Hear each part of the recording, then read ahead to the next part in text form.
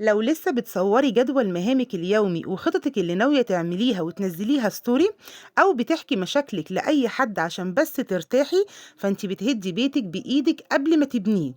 السر اللي غير حياة معظم الناس ما كانش في المعافرة، كان في الكتمان. النهاردة هكشف لك كام نقطة لو بدأتي تعمليهم من بكرة هتحققي في شهر اللي معرفتيش تحققيه في سنين. جاهزة تبدأي الرحلة دي معايا؟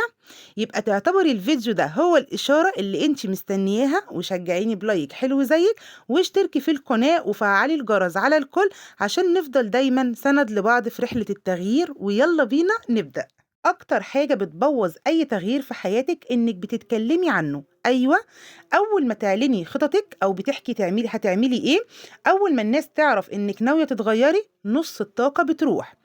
إحنا كستات نوعين: ست بتحب صوتها وهي بتقول أنا بتغير، وست تانية بتختفي شوية كده عشان ترجع مختلفة، أهدى وأقوى. محدش يعرف هي بتعمل إيه، بس فجأة حياتها بتترتب، شكلها بيتغير، طريقتها بتتبدل. في فيديو النهاردة مش للستات اللي بتحب تتكلم عن كل خطوة في حياتها، ده للست اللي تعبت من إنها تقول كتير وتعمل قليل. فلو نفسك تبني نفسك من جديد وفي صمت وهدوء وتخلي النتيجة هي اللي تتكلم عنك، يبقى ركزي معايا وكملي الفيديو للآخر عشان ترجعي لنفسك وتتغيري من غير ما حد ما يحس. النهاردة أنا جاية أقولك إن في فرق كبير بين واحدة بتتغير وواحدة بتتكلم بس عن التغيير.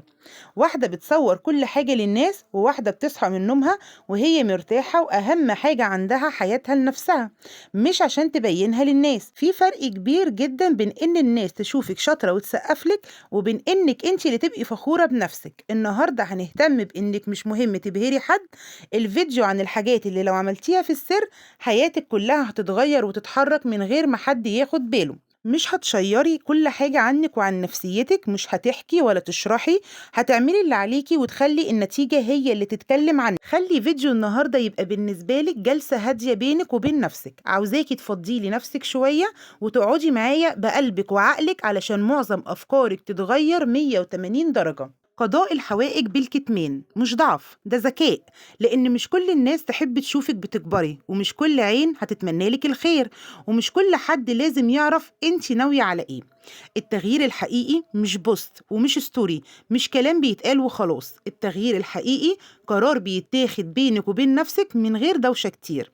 تنظيم وقتك، الاهتمام بنفسك من غير ما تستني شكر لتطويرك لنفسك، من غير ما تحكي كتير، شحن طاقتك من غير ما تشتكي، وأهم حاجة ما تكشفيش نقطة ضعفك لحد.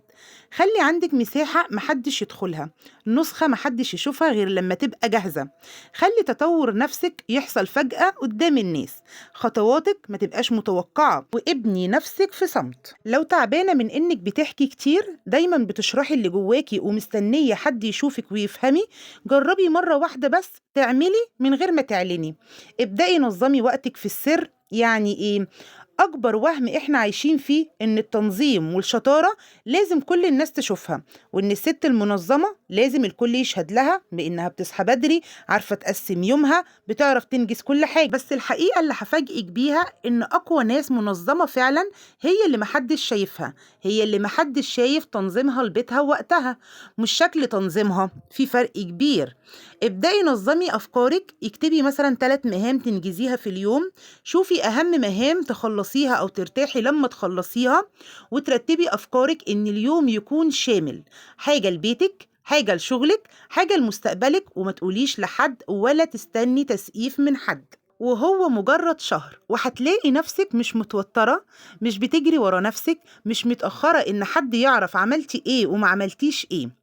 تاني خطوة لازم تهتمي بيها شويتين: انك تقضي حاجتك بالكتمان. زي ما قلتلك، صدقيني مش كل حاجة بتتقال، ومش كل نية بتتحكي، ومش كل خطوة بتتشارك. الفكرة من الكتمان مش عشان خايفة حد يحسدك، بس في ناس لما بتحكي وتشاركي بتلاقيهم بيقلقوكي، والقلق طاقة هتتصدر لك فهتوقفك وترجعك لورا. وفي ناس لما بتحكي لهم بيشككوا في خطوتك الجاية، فتتكسري من جواكي أو تحسي إنك مش قد الخطوة. فهنتبع نظام السر. خلي علاقتك بربنا سر، طلباتك سر، تعبك سر، أهدافك سر. قولي يا رب أكتر ما تقولي أنا عاوزة أعمل كذا، وهتشوفي الفرج بعينك من غير ما تحكي الحكاية ولا تشرحي كتير. كمان اتعلمي مهارة الكتمان. أقوى تطوير بيحصل هو اللي بيحصل من غير إعلان، من غير ستوري ولا بوست. عارفة ليه بقولك اشتغلي على نفسك في السر؟ لأن طاقتك لما بتطلع في الكلام ما بيفضلش منها حاجة للتنفيذ. عارفة لما حد يعرف خطتك عقلك بياخد مكافأة وهمية كأنك حققتيها فعلا فبيكسل ينفذ. علشان كده بقولك ابني النسخة الجديدة في صمت، علشان ما يحصلكيش انتكاسة. مش لازم الكل يعرف انك بدأتي تصحي بدري. نظمي وقتك لنفسك. تاني حاجة حماية نقط ضعفك. أكبر غلطة بنعملها هي إننا بنكشف نقط ضعفنا وقت الضعف. اتعلمي تداوي جروحك لوحدك، ما تديش حد كتالوج ازاي يكسرك بيه بعدين. ابدأي اشتغلي على نسختك الجديدة بكل تركيز. اشتغلي على مهارة جديدة. اقري، والله القراية دي بتفتح المخ. غيري طريقة أكلك لبسك، وما تعلنيش عن بداية رحلة التغيير لأي حد. خليهم يتفاجئوا بتطور شخصيتك بعد شهور. اهتمامك ببيتك ونفسك بدون انتظار رد فعل من حد. لما تعملي حاجة حلوة في بيتك أو لنفسك اعمليها لأنك تستحقي تعيشي في جمال، مش عشان أي حد يمدح فيكي. لما بتعمليها لنفسك التقدير بيجي لوحده من غير ما تطلبيه. عارفة لما تبدأي تنظمي وقتك من غير إعلان هتحسي براحة جبارة. كتير مننا لما بيبدأ إن هو يقرر ينظم وقته بيروح يشتري نوت بوك ويصورها وينزل ستوري ويكتب بداية جديدة. عارفة إيه اللي بيحصل بقى؟ طاقتك بتخلص بعد الستوري ده. والله زي ما بقولك كده. التنظيم الحقيقي بيبدأ لما تقرري إن الساعة 7 الصبح دي ملكك لوحدك، من غير ما حد في البيت يعرف انت بتعملي فيها ايه. صلي، اقري، اقعدي اشربي قهوة في هدوء أو كوباية شاي كده حلوة. لما تبدأي تخلصي مشاويرك وتظبطي بيتك وشغلك بدري بدري ومن غير ما تشتكي إنك مضغوطة، الناس هتبدأ تسألك انت بقيتي تلحقي تعملي كل ده امتى؟ هتردي بابتسامة هادية وبس. هو ده الانتصار، هي دي مكافأتك إنك قدرتي على التغيير. إحنا ليه بنقول داري على شمعتك تقيد؟ علشان العيون بتوزن الخطوة قبل ما تكمل فما بتكملش. لو ناوية تخسي ما تقوليش أنا بدأت أعمل دايت، هتلاقي نفسك وقفتي ومش هتبقي فاهمة من إيه.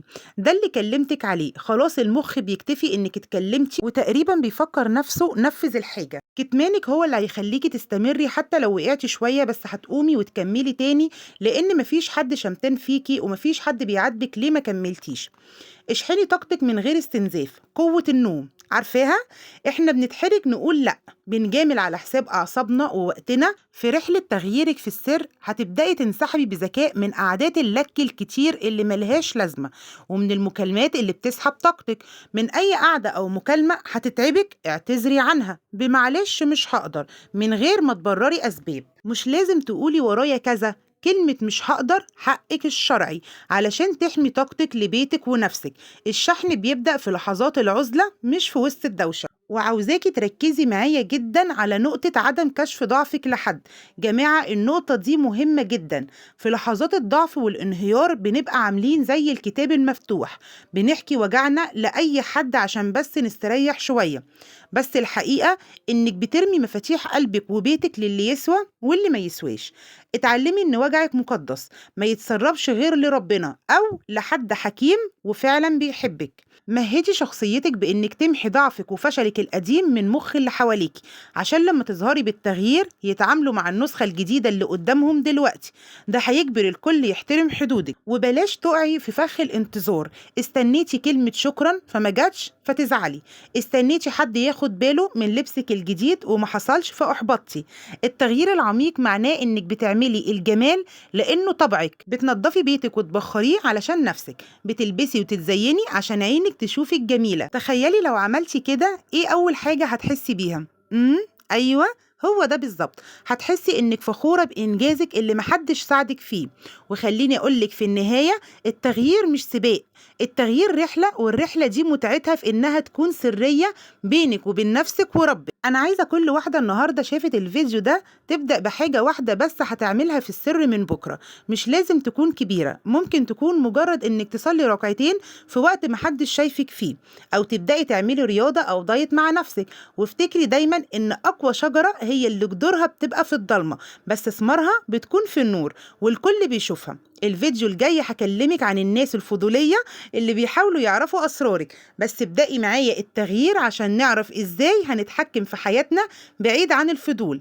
مستنياكي في الكومنتات تقوليلي بصراحة جربتي تعملي حاجة في السر ونجحت معاكي، ولو لسه ما بدأتيش إيه أول حاجة ناوية تعمليها في خطة الصمت بتاعتك. هستنى تعليقاتكم.